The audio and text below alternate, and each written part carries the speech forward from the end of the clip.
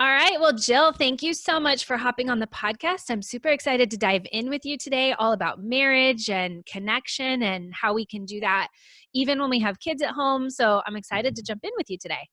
Absolutely. Yeah. So why don't we just start off? How did you get to this place of being so passionate about talking with parents and people and women and men about our marriage? And I know you have your book, No More Perfect Marriages. So how did you just get to this place? Like, why are you so passionate about talking about marriages?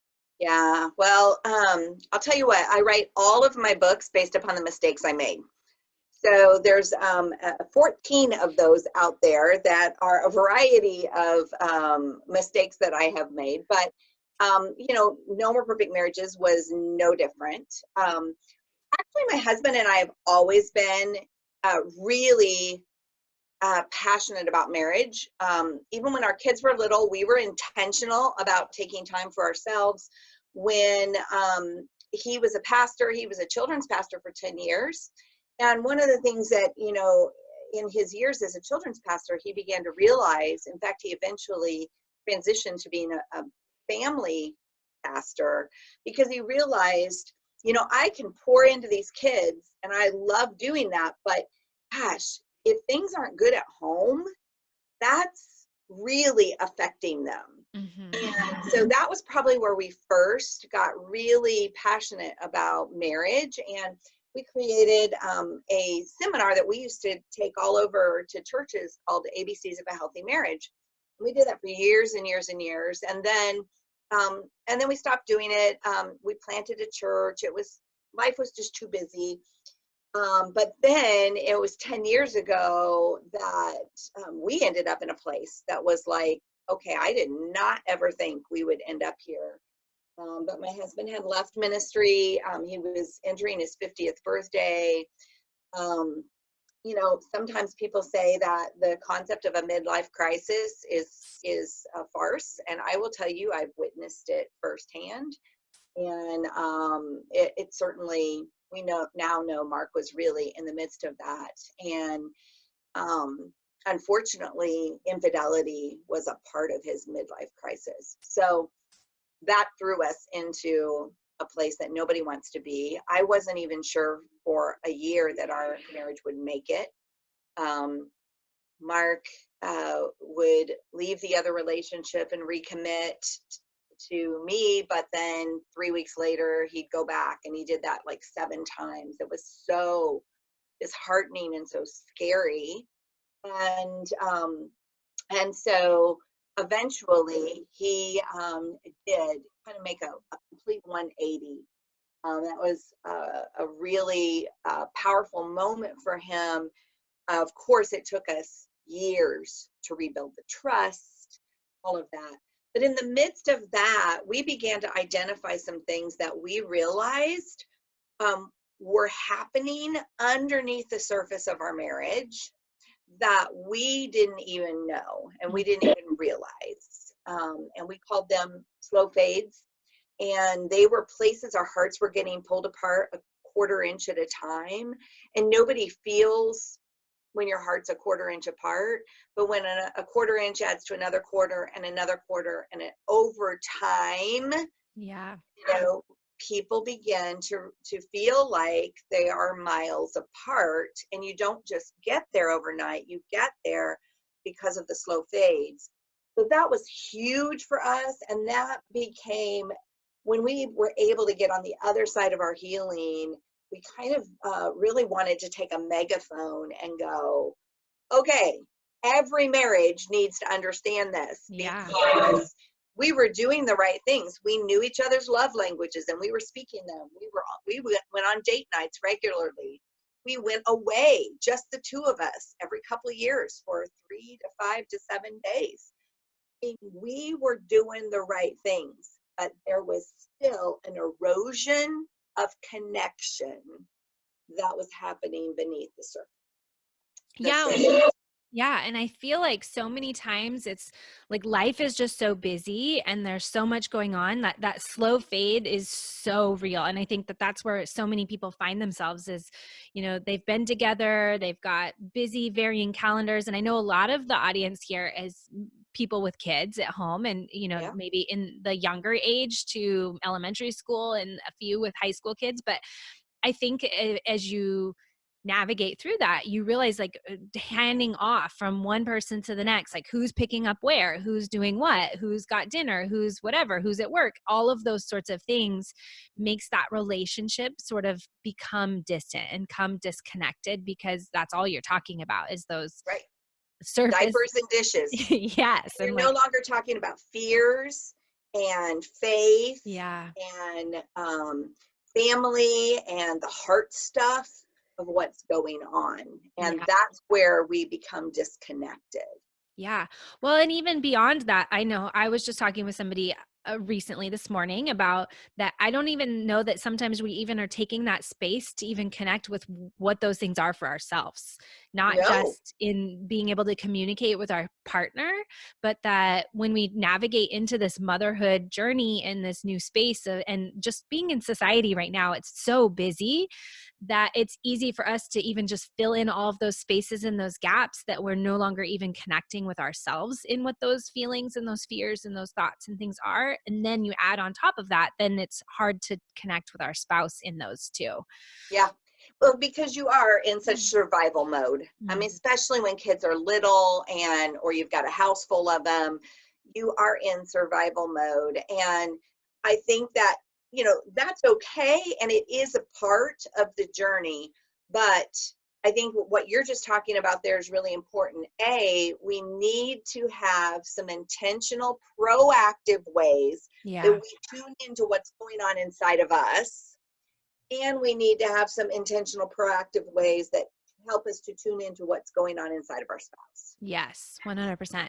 So, how do you recognize that? So, I know you talked about this slow fade, and I think you're totally right. Even on the positive side, when we make changes, I oftentimes encourage my clients, I'm like, change is not a 180-degree thing that you make, it's the small little incremental things that over the course of a long period of time that create the changes in the habits that you want. But what you've pointed out is it can go the opposite way too, that those small little incremental things can create this big gap and this big distance in the end. So, how do you recognize those along the way so that you are like, oh, aha, this is that slow fade. We're becoming distance apart over this time. Like, how can we bring it back together? How do you even begin to Right. recognize that? Totally. Well, that's part of the reason we wrote our No More Perfect Marriages book, because in the book, we identified what we call the 7 slow fades. So we labeled them. And I think when we can label them Yeah. and we can go, oh my goodness, I think maybe that might be us or that might be me. And the interesting thing has been, the book's been out just for, I think, 2 years now. And I mean, we get emails all the time and people will say, I think I identified another slow fade. Yeah. What about this one? And what about this one? And we're loving it that people are really, really recognizing it. So let me give you some examples. Like one of the slow fades is the slow fade of unrealistic expectations. When we have unrealistic expectations of marriage, when we have unrealistic expectations of our spouse, Mm-hmm. what will happen is we will grow increasingly discontent. We will be discontent because the space, like, okay, like expectations is like, let's just say it's a high bar, and or unrealistic expectations is like a high bar, and then reality, let's just say, is a little bit lower, and the space in between those two bars is Yeah. discontent. If we don't recognize the discontentment in our life and that it's caused by unrealistic expectations, we'll just grow increasingly discontent.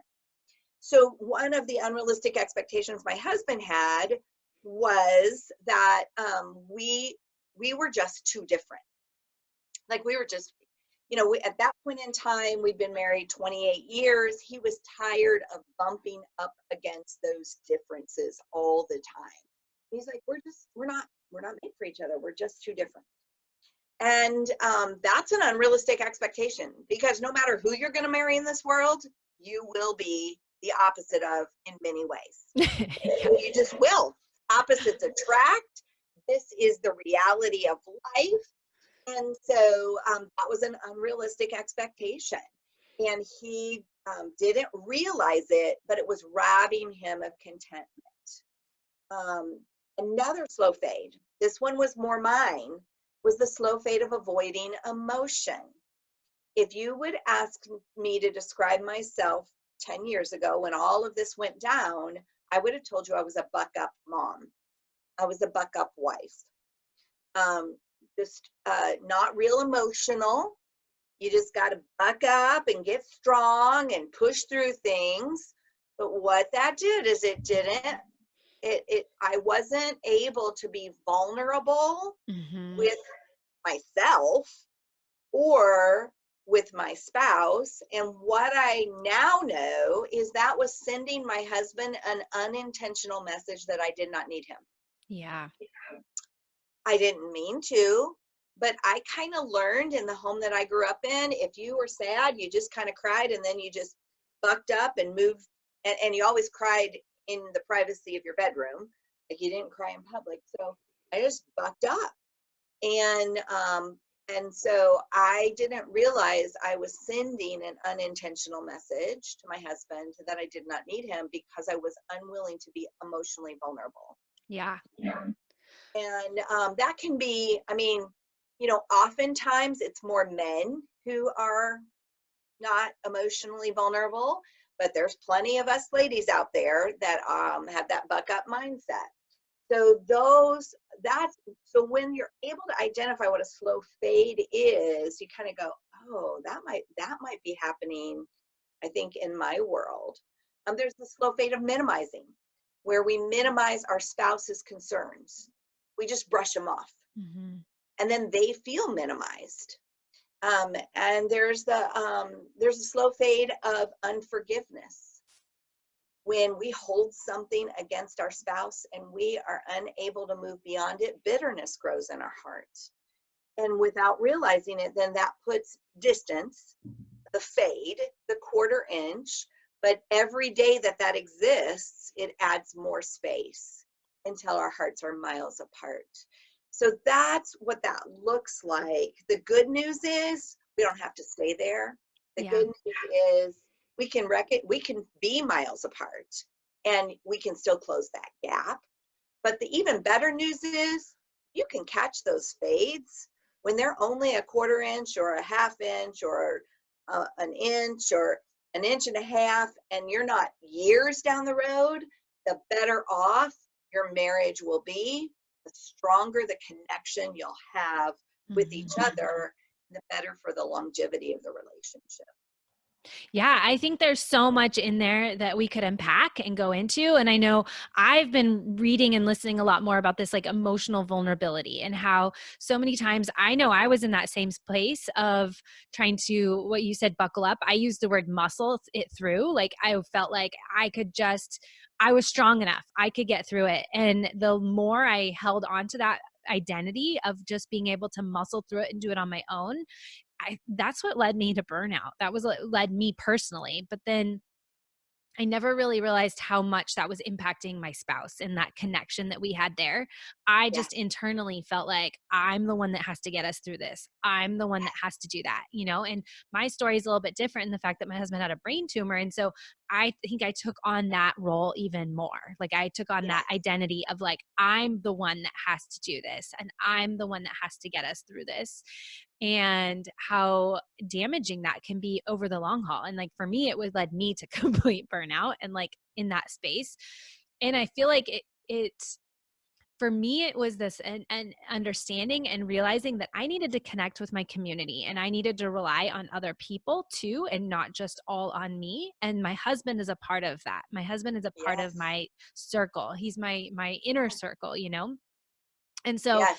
for me, that one has been huge in recognizing this like emotional vulnerability, in recognizing that in us in like all these different areas of our life, how that creates this distance between ourselves and our distance between the people that we're interacting with and our friends and our family and our spouse, and how that just can have such a ripple effect in so many different areas of life. Oh, and I have a much better connection with my children Mm-hmm. now that I'm no longer a buck up mom. I'm no longer Yeah. a buck up person. And here's the deal. It's never too late, no matter how old your kids are, because I probably didn't get serious about dealing with this in my life until 3 of my kids were young adults in their 20s and 2 were teenagers still at home. That's pretty late in the game. Yeah. But I will say it's late in the parenting game. Yeah. I will say though, it has transformed my relationship with my now adult 5 children, and they like Mom 2.0. Mom 2.0 is much more compassionate. She's much more sensitive. She's not going to just tell them what to do. She's going to listen to their heart. She's going to tune into their heart. She's going to feel rather than fix. And Yeah. see, that 1.0 version of myself was all about fixing, but now it's all about feeling. And if a fix is needed, if we need to do that, it's going to be much more effective after I step in and feel it with them. I Mm-hmm. sit with them in their pain. Then they can trust the fix, or maybe then they ask for it, or maybe we don't even need it. That's all that was needed. Yeah. Yeah. Well, so I mean, you've given so much hope in the fact that like, if we're in that space or we're feeling disconnected or feel like those slow fades have kind of stepped in. So I know you have some tools and resources that you've implemented and that you help support other people with. And like, how do you rekindle that? How do you come back? How do you close that gap? How do you reconnect with, your spouse and build that bridge again? Yeah. Well, we did. One of the things we identified in No More Perfect Marriages is, we talked about these slow fades. Then it's like, okay, so how do we stop the fades? And what we identified were 8 tools. The book has a faith foundation, so we call them the 8 God tools, but they apply to anybody, no matter where you're at in faith. And some of those tools, will give you some examples. One is courage. The tool of courage is needed in a marriage. Okay, for me to be emotionally vulnerable with my husband scares the living daylights out of me. A woman Mhm. who, for nearly 50 years of her life, operated out of buck up. And now she is learning to be more vulnerable, like you, asking for help. That took courage. Yeah. It really did, because your rut or your way of doing things was not really helping you. It was isolating you, and you needed to tap into community, but that took courage. Mm-hmm. Excuse me. You're okay. But my husband needed courage for a different reason. He was, um, remember that slow fade of minimizing, where we can easily minimize our spouse's thoughts and feelings? Well, some of us are internal minimizers. We minimize our own thoughts and feelings. Mm-hmm. So we don't speak up. And that was certainly him. He wouldn't speak up. So, whatever I wanted, honey, where do you want to go to dinner? Whatever you want. Honey, what do you want to do here? It's whatever you want. He grew up in an alcoholic, abusive home, and he learned very early on, you just don't rock the boat. Yeah. Well, that doesn't, for a long haul relationship, it doesn't serve you very well, because what happened is he would say, I let things slide. But now he says, looking back, he realizes, I didn't let things slide. Things were pooling inside my heart because I wasn't speaking up. So Mm. he had to learn to use that tool of courage to find his voice. And so, courage, sometimes we need courage to say, I'm sorry. Will you please forgive me? I messed up and I know it hurt you this way. Sometimes we need courage to say, this is what I'm feeling, or this is what I'm struggling with. So it's when we're scared, it usually means we probably need to do that. Mm-hmm. But so that is one tool that is so very important. Another one is the tool of forgiveness. And most of us are underusing this tool because we think of forgiveness for like really big things. But here's the deal. You are married to an imperfect person, and you probably need to be forgiving like 24 times a day. And most of us aren't. We're not. And because we think that it's for big stuff. No, no, no, no, no, no. When I come downstairs and I see coffee splotches on my freshly mopped kitchen floor, and I'm feeling frustrated and taken advantage of, and no, in that moment, I can either grow angry and bitter and I can lash out, or I can recognize that I can choose forgiveness. Yeah. And that's what keeps my heart untangled. So now, does that mean I can't, if I forgive him, can I not address it with him? No. If I address it with him and I've already forgiven him, it's going to be a much less angry conversation, right? And then there may be times that I do just choose to forgive and I just clean it up and I let it go. And that would be what we call the tool of grace. I think we need to give grace to each other. And we like to say, give grace space to your spouse to be human and not get raked over the coals for every human thing they do differently Yeah. or everything they do differently from you. Like your spouse may say, "Oh, I'll fill the dishwasher." And in the back of your head, you are cringing, going, he never gets the dishes in there the right way so that they get clean the right way or whatever. And I mean, for some of us listening today, we need to know something. There actually is more than one way to load the dishwasher. And you need to give your spouse the grace to do it his way. It Yeah. may be different from your way. And guess what? You may be able to get 2 more dishes in there or 3 more dishes in there, but here's what I've learned in 37 years of marriage.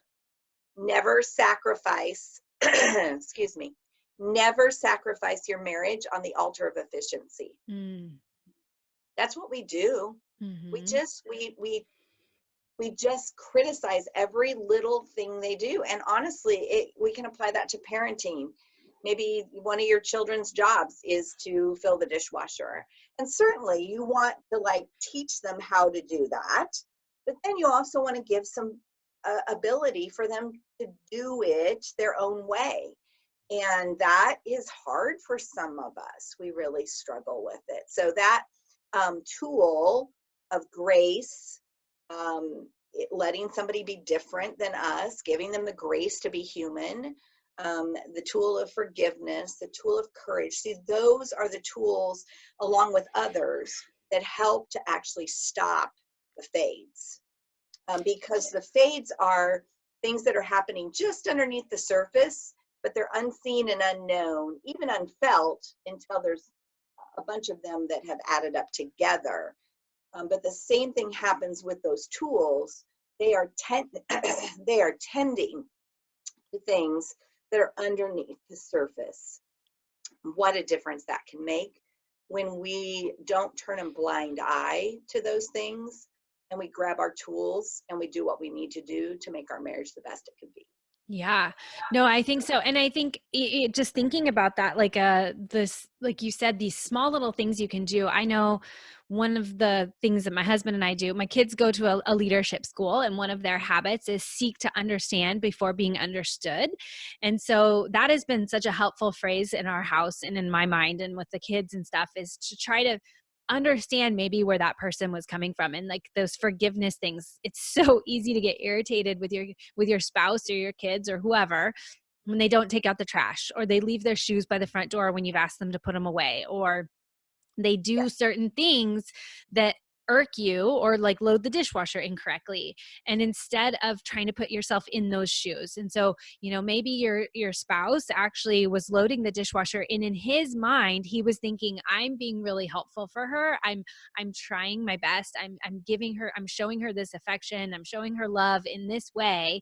And yet Yep. on your side of it, you're seeing it like, gosh, he didn't put it in there correctly, he didn't do it Yep. correctly, or he doesn't do it often enough, or whatever. And so trying to just really put yourself in those shoes of understanding where they're coming from and where they're doing it, and what is their intention behind that, and having the courage to speak up in that. I know that's one of the things my husband has said so many times. He's like, you are expecting me to be a mind reader. Like, how am Yes. I supposed to know that this is what you need, or this is what you want, or this is what you're feeling? And then you come in that space of feeling frustrated and angry and irritated when they don't do XYZ, but yet I never said that in the first place. So Well, I and think that this, is the slow fade of unrealistic expectations, yes. right? You just expect him to know. You just expect him, well, he's an adult. He should be able Yes. to figure it out. But the problem is, every one of us has this unwritten and yet very clear manual of how life should be done in our head. Mhm. And the problem is, our spouse's manual looks completely different, and they've never read our manual, but they get Yeah. in trouble all the time because they're not doing it. And so, yes, it's a beautiful example of that. It's an unrealistic expectation. We have to we have to communicate. We have to communicate with words, not by slamming cabinet doors or the silent treatment. And we have to communicate our needs. Like, what do I need tonight? In fact, that's a question my husband and I started asking each other when our kids were still at home. When he would get home from work, and I was a stay-at-home mom at the time, but we would have dinner, and then after dinner, he and I would take 15 minutes. We called it either couch time, porch time, kitchen time, whatever, but we took 15 minutes. Our kids knew it was our routine, and we would just connect to say, how was today? You know, what's going on in your head and your heart from the day? And then the second thing we would say is, what do you need tonight? Because maybe I needed to go to the grocery store unaccompanied. Like, Mhm. I really need to go to the grocery store, but I don't want to take 3 kids with me. So that is a need. And if I need that, he's going to have to help with it, right? Or maybe he would say, I really wanted to work on my mom's Christmas present that I'm making. And that means if he's going to do that, he wants to go out to his shop, do his woodworking. I got to take care of kids. So it was like, what was happening before that is we expected each other to read minds. But when we started to say, what do you need tonight? It helped us to verbalize, this is what I hope. I mean, it can even be as easy as, I need tonight to be a remote control night in front of the TV. Like, I'm brain dead. I got nothing. And that's okay. Yeah. But if you don't tell your spouse that, they're going to get frustrated because you are sitting in front of the television, and they're not going to understand the reason why. So when we ask each other, what do you need? What a difference that can make, because it really kind of helps to verbalize it. Yeah, for sure. So I know that a lot of the people in this group are probably moms with young kids, and going through these years, I know you can't just wait for the season to pass and then to be able to connect with your spouse. There has to be things that you're doing along the way so that Yes. when your kids are grown like you and they're out of the house and they're gone, that you still have that relationship that maybe you started with before the kids came along, but now it's stronger and it's deeper and it's more connected. So how do you do that in the day to day when things feel crazy and overwhelming just to start? Right. Well, number one, you have to be intentional. Whatever you do, you have to be intentional. So intentional that you might need to set alarms on your phone. Like, I literally, when my kids were little, of course, we didn't have texting when they were real little, but even to this day, my husband loves when I flirt with him on text. Okay. He loves it. It honestly doesn't do a whole lot for me, but he loves it. So I set an alarm on my phone twice a day to send him just a little flirty note. Maybe it just says, hey, thinking of you, love you. I have the Bitmoji app on my phone, and it is a fun little app that you make the person look like yourself, and it makes flirting easy because I can just pick a picture and send it to him.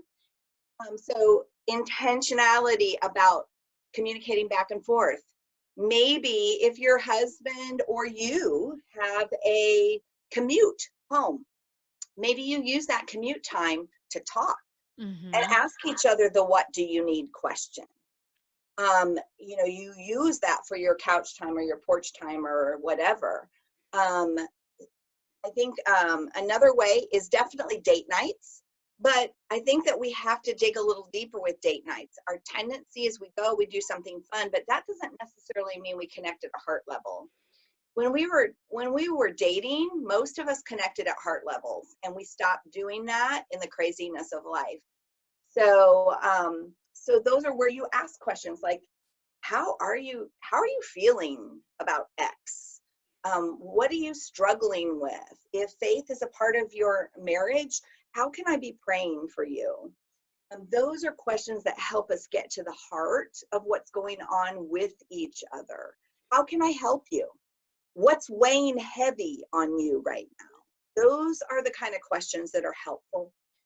Several years ago, my husband and I created something called No More Perfect Date Night, and it is a membership for couples, for married couples, and it's designed that it helps couples go deeper like this. Mm-hmm. We've got little 10-minute videos you can watch and talk about, and so it makes you talk about the stuff of marriage that's going on behind the scenes we haven't necessarily really been connecting about, or we maybe couldn't even have verbalized, but now we get it because we watch that together. We have creative date nights, fun things that we can do together, great questions for couples to ask. So even being a part of something that helps keep marriage front and center and keeps that on your radar screen, because marriage is important, but kids are urgent, and that urgent often takes over the important.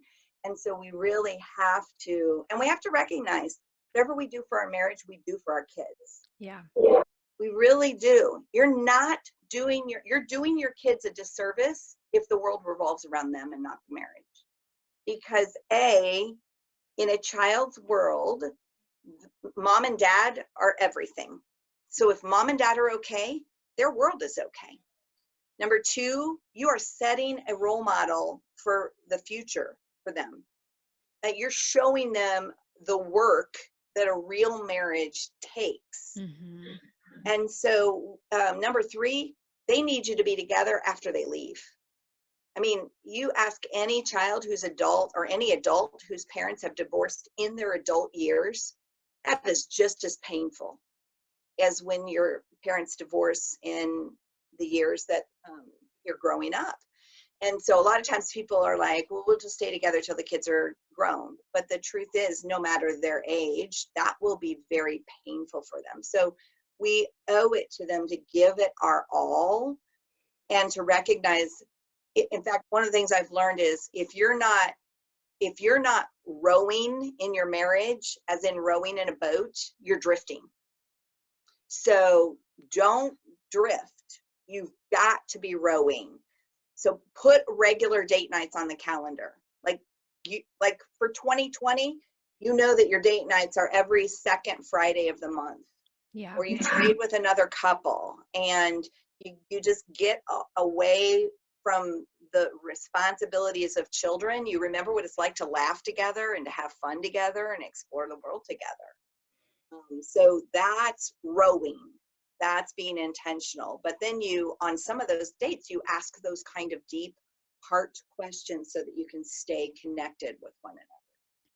Yeah, there's so much in this that I feel like, so first off, I think what you're talking about and like the kids and taking care of, your marriage and stuff, I think it comes back to the same idea of like, I tell my clients, like, your kids want you to show up as your best self. And if you're feeling totally run ragged because you're not taking care of you as yourself, then that's not giving your kids the best. They need you and they want you to be 100%.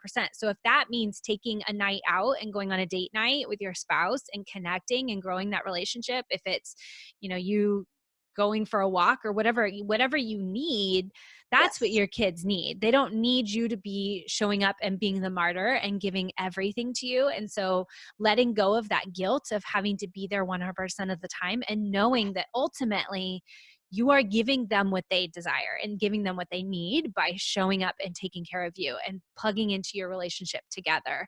And I think that is so powerful for people to realize that it's okay to hire a babysitter, or it's okay to borrow and let your kids go to the grandparents' house or the neighbor's house and flip flop. And okay, that is not guilty. Like there's no shame No. in doing that you're actually giving them more. And there Yes. was something else in there that you had mentioned that I was going to touch on, and I totally lost it. But Oh, I hate that. I feel like there is so much in there that taking care of you and your marriage together, and those connections. Oh, I remember what it was is you talked about your membership. And I feel like even for me, like when you have a date night that's so sporadic, or that you're not connecting on those on a consistent basis, it is very easy for you when you actually do have those to not know where to go, where to start, like Yes. what to, like Yes. how do we go from this surface level, we're talking just about life sorts of stuff, to now we have this time and we have this space. How do we where do we even start in connecting into that Yes. deeper space? And Yes. so I And we think that's really encourage, cool. yeah, absolutely. And that's part of the reason we created it. It was because it was like, we'll show you how to do that. Hmm. But, we encourage couples, like, maybe, one night a week, you put the kids to bed and you just take 30 minutes and you do date night, the date night program. And then on another night, maybe every other week, you go out for a fun date night. So one night a week, you're devoting 30 minutes to learning together, talking, discussing, you know, those kind of things. Like every one of our videos even has little discussion questions. And that helps to be able to go, um, to recognize those places that we need to talk deeper. It Hmm. drives them deeper. So even somebody that just wants to say, maybe I'm just thinking practically, one night a week, you turn off the TV and you sit down and have a cup of coffee together, or a cup of tea, or a glass of wine, or something that it's couple time. And that's when you're saying, you know what, we need to intentionally connect, because life is crazy.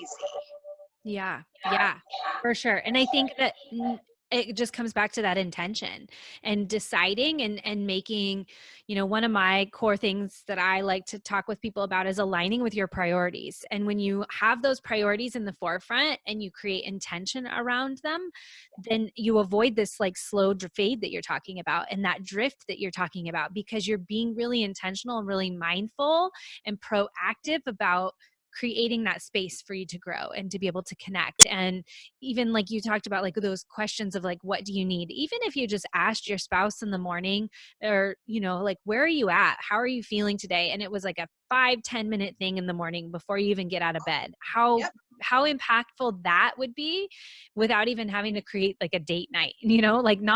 not that you don't want to do those date nights, but like looking at those small little places and those small little spaces where you could squeeze in that connection. Yeah. Even even a text in the middle of Yeah. the day. I'm Yeah. thinking about you. What's weighing heavy on you?